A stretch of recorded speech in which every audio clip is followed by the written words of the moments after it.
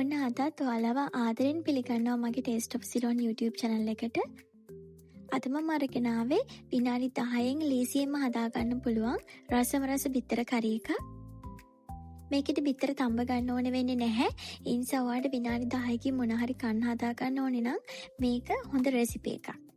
ඉතින් එහෙනම් වෙලා ගන්න නැතුව බලමු මේක හදාගන්න ඕන කරන දේවල් සහ ප්‍රමාණ මොනවද කියලා.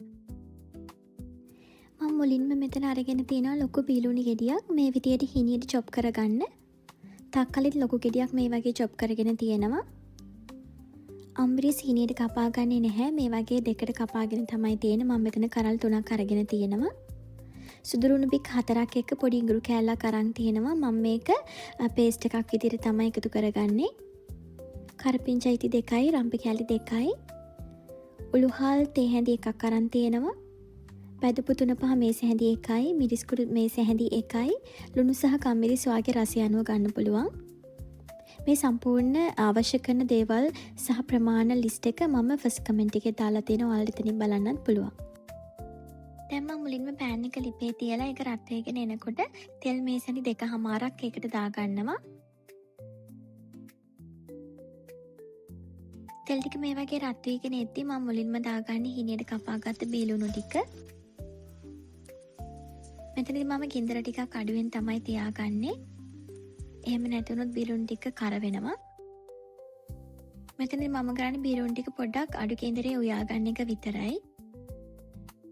විනාඩියක් දෙකක් වගේ යනකොට බීලුණු වල පාට මේ වගේ වෙනස් වෙනවා. මෙතනදී මම ඉඟුරුයි සුදුලුණු එකතු කරලා හදාගත්ත පේස්ට් එක එකතු කරගන්නවා.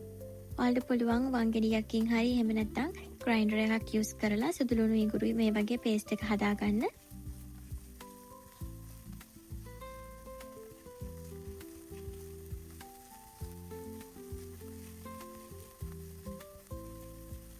මෙතනදී මම කරපිංචා වලින් එක ඉත්තක් මේකට එකතු කරගන්නවා. අනිත් ඉත්ත මම තියාගන්නවා අන්තිමට එකතු කරගන්න. රම්පේ නම් ඔක්කොම ටික දාගන්නවා.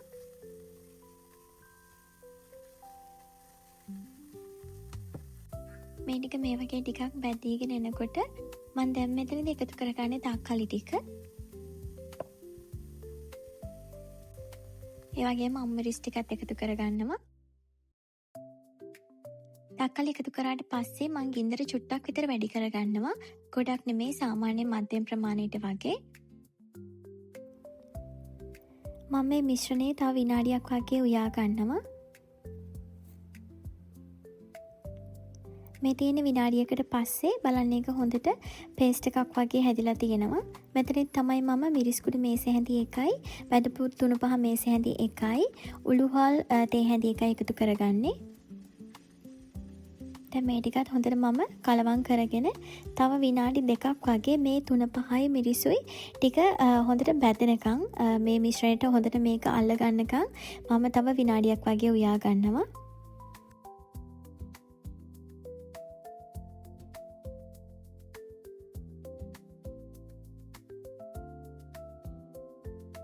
දැන් මේ තියෙන විනාඩියකට වගේ පස්සේ බලන්න මේකේ පාටත් වෙනස් වෙලා තියෙනවා. මොකද 3-5 මිරිසු ටික දැන් හොඳට බැදිලා තියෙන්නේ. ඒ වගේ මේකේ හොඳ සුවඳකුත් එනවා. මේ වෙලාවේදී මම මේකට වතුර කෝප් එකක් එකතු කරගන්නවා. ඔයාලට මේ එකතු කරන වතුර ප්‍රමාණය පොඩ්ඩක් අඩු වැඩි කරගන්න පුළුවන්. වතුර එකතු කරාට පස්සේ මම ලිපේ ගින්දර වැඩි කරගෙන වතුර ටික පැහෙනකන් උයා ගන්නවා.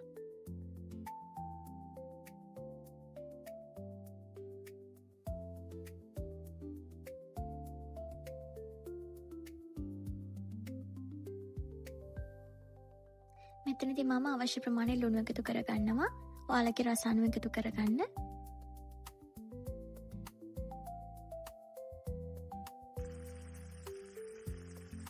දැන් බලන්න මේ හොඳට පැහිගෙන එනවා. ඒ වගේම හොඳ ලස්සන පාටකුත් ඇවිල්ලා තියෙනවා.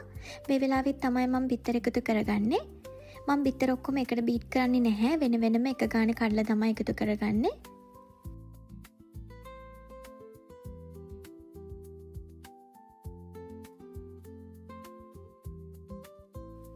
මේ විදියට බිත්තර ටික එකතු කරගත්තට පස්සේ මම ඒ කුඩටම ගම්මිරිස් ටිකකුත් දාගන්නවා.